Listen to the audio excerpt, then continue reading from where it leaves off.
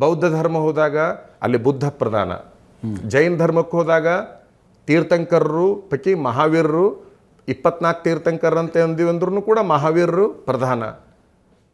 ಇವು ಕೆಲವು ಗುರುನಾನಕರಿಂದ ಸಿಖ್ ಧರ್ಮ ಪ್ರಧಾನ ಆಗ್ತದೆ. ಆದರೆ ಈ ವೀರಶೈವ ಧರ್ಮದಲ್ಲಿ ಯಾವುದೇ ಒಬ್ಬ ವ್ಯಕ್ತಿ ಪ್ರಧಾನ ಅಲ್ಲ.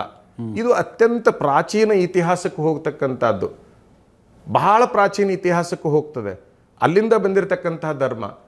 ಹಾಗಾಗಿ ಬಸವಣ್ಣ ಏನು ಒಂದೇ ನಿಮಿಷ, ತತ್ವ ಪ್ರಧಾನ ಅನ್ನುವಂಥದ್ದಕ್ಕಾಗಿ ಬಸವಣ್ಣನ ಕೈಯಲ್ಲಿ ಇಷ್ಟಲಿಂಗ ಇದೆ, ಪಂಚಾಚಾರ್ಯ ಅಂತ ನಾವೇನು ಕರಿತೀವೋ ಅವ್ರ ಕೈಯಲ್ಲಿ ಇಷ್ಟಲಿಂಗ ಇದೆ, ಶಿವಾನಂದ ಸಂಪ್ರದಾಯ ಸಿದ್ಧಾರೂಢ ಸಂಪ್ರದಾಯದವ್ರು ಪೂಜೆಯನ್ನು ಮಾಡ್ತಾರೆ, ಅವ್ರ ಕೈಯಲ್ಲಿ ಲಿಂಗ ಇದೆ. ಎಷ್ಟು ಜನರ ಕೈಯೊಳಗೆ ಲಿಂಗ ಇಲ್ಲ. ನಮ್ಮ ನಿಜವಾದ ಸಿಂಬಾಲ್ ಏನಿತ್ತು ಅಂತಂದರೆ ಕೆಲವು ವರ್ಷಗಳ ಹಿಂದೆ ತಾವು ನೋಡಿರ್ಬೋದು, ಒಂದು ಲಿಂಗ ನುಡಿ ಅಂತ ಒಂದು ಪತ್ರಿಕೆ ಇತ್ತಿಲ್ಲಿ ಇಡೀ ಕರ್ನಾಟಕದಲ್ಲಿ ವೀರಶೈವ ಲಿಂಗಾಯತರಿಗೆ ಒಂದೇ ಒಂದು ಪ್ರಮುಖ ಪತ್ರಿಕೆ ಇತ್ತು, ಲಿಂಗ ನುಡಿ ಅಂತ ಹೇಳಿ. ಆ ಪತ್ರಿಕೆ ಯಾವಾಗಲೂ ಮುಖಪುಟದಲ್ಲಿ ಒಂದು ಅಂಗೈಯೊಳಗಿನ ಲಿಂಗದ ಚಿತ್ರ ಇರ್ತಿತ್ತು. ನಾವು ಸಣ್ಣ ಮಕ್ಕಳಿದ್ದಾಗ 40 ವರ್ಷಗಳ ಹಿಂದಿನ ಮಾತು. ಮೊನ್ನೆ ವೇದಿಕೆ ಮೇಲೂ ಅದೇ ಚಿತ್ರ ನಾವು ಎಲ್ಲ ಕಡೆಗೆ ಅದನ್ನೇ ಹಾಕಿಬಿಟ್ಟಿವಿ. ಅದನ್ನೇ ಹಾಕಿಕೊಂಡು ಆ ಕಾರ್ಯಕ್ರಮವನ್ನು ಮಾಡಿದ್ವಿ. ಉದ್ದೇಶ ಏನು? ಎಲ್ಲರೂ ನಾವು ಲಿಂಗಧಾರಿಗಳಂತಂದ ಮೇಲೆ ವೀರಶೈವನ್ನವರು ಲಿಂಗಧಾರಿಗಳು, ಲಿಂಗಾಯತರನ್ನವರು ಲಿಂಗಧಾರಿಗಳು, ಎಲ್ಲರೂ ನಾವು ಲಿಂಗಧಾರಿಗಳಂತಂದ ಮೇಲೆ ಆ ಲಿಂಗದ ಅಡಿಯೊಳಗೆ ಎಲ್ಲರೂ ಒಂದಾಗಿಬಿಡೋಣ ಅನ್ನೋ ಭಾವನಾತ್ಮಕವಾಗಿ ವೀರಶೈವ ಲಿಂಗಾಯತ ಏಕತಾ ಸಮಾವೇಶ ಅಂತಕ್ಕಂಥ ಹೆಸರನ್ನು ಅದಕ್ಕೆ ಕೊಡಲಾಯಿತು. ಅದರ ಬಗ್ಗೆ ಟೀಕೆ ಟಿಪ್ಪಣಿಗಳು ಬಂದು ಏನೇ ಒಂದು ಬದಲಾವಣೆ ಅದು ಸಹಜವಾಗಿ ಟೀಕೆ ಟಿಪ್ಪಣಿಗಳಿಂದ ಕೂಡಿರ್ತದೆ. ಅದನ್ನು ನಾವು ಅತ್ಯಂತ ಮುಕ್ತ ಮನಸ್ಸಿನಿಂದ ಸ್ವಾಗತ ಮಾಡಿದ್ದೀವಿ.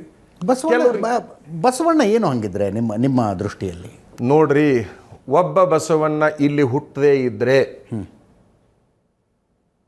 ಬಸವಣ್ಣನವರು ಇಲ್ಲಿ ಕರ್ನಾಟಕದಲ್ಲಿ ಹುಟ್ಟಿ ಅವರು ತಮ್ಮ ಸಂದೇಶವನ್ನು ಸಾರದೇ ಇದ್ದರೆ ಈ ಕರ್ನಾಟಕದಲ್ಲಿ ವೀರಶೈವ ಲಿಂಗಾಯತ ಅಂತೇನು ಅಂತೀವಲ್ಲ ನಾವು, ಅವರು ಎಲ್ಲೋ ಒಂದಿಷ್ಟು ಮಂದಿ ಸಿಗುತ್ತಿದ್ರು.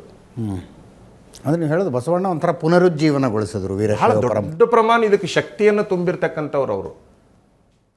ಇದನ್ನು ಬಹಳ ಎತ್ತರ ಮಟ್ಟದಲ್ಲಿ ಬೆಳೆಸಿರ್ತಕ್ಕಂಥವ್ರು. ಅವ್ರ ಪ್ರಭಾವಕ್ಕೊಳಗಾಗಿ ಎಷ್ಟೋ ಜನ ಲಿಂಗಾಯತ ಧರ್ಮದವರು ಅಥವಾ ವೀರಶೈವ ಧರ್ಮದವರು ಅಲ್ಲವ್ರು ಅನ್ಕೊಳ್ತೀವಿ ಅಲ್ಲ ನಾವು, ಅವರೆಲ್ಲರೂ ಅಲ್ಲಿಗೆ ಬಂದು ಅದನ್ನು ಸ್ವೀಕಾರ ಮಾಡಿದರು.